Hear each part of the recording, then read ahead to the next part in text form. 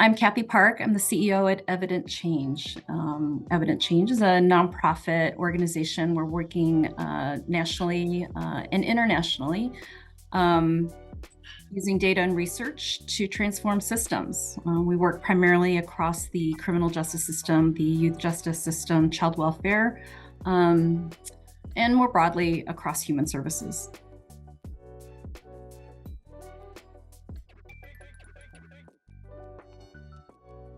I really think that not a whole lot has changed over the past couple of decades that enables real true multi-system integration of services and policymaking.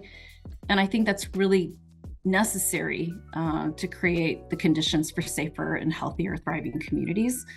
I think that systems have come a long way in terms of collaboration, but I think that we're still very much working in a state of parallel play. I think that in order for real, true criminal justice reform to take root, it's going to require more than collaboration. I think we need to move towards very coordinated, integrated work that to really fundamentally change how systems are structured.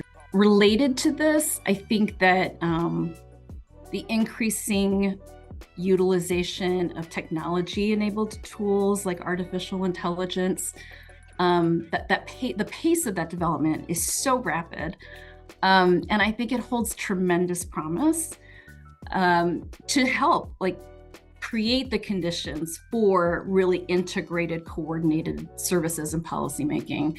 And at the same time, if the field isn't really hyper-vigilant and really thoughtful about the application of these technologies, I think there's, while it holds significant capacity to do good, there's also big risks in terms of causing harm to communities that are already disparately impacted by systems.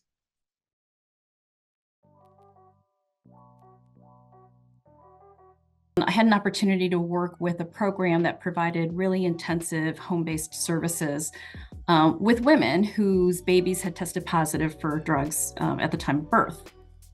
And the majority of these women lived in really the same subsidized housing units. So I really had a chance to develop deep relationships with them and kind of step into their world for a brief moment in time in their lives. And working with these women was really an opportunity for me to understand, I think for the first time, really in the moment, the barriers and the challenges that people struggle with to stay sober, to keep themselves safe, to keep their kids safe, stay out of jail, to maintain employment, finding childcare, right, transportation, all of these things. So it was a moment where I moved from sort of academic understanding of all of the factors that can lead to contact with the criminal justice system. All of these women thematically, right, just expressed this pervasive lack of hope, right? Like this lack of hope for a different kind of future. Coupled with this just lack of agency or sense of control over to change or to manage what was happening around them, primarily due to just the enormity of all of these systemic level barriers. And it was that really fueled my desire to work at a systems level.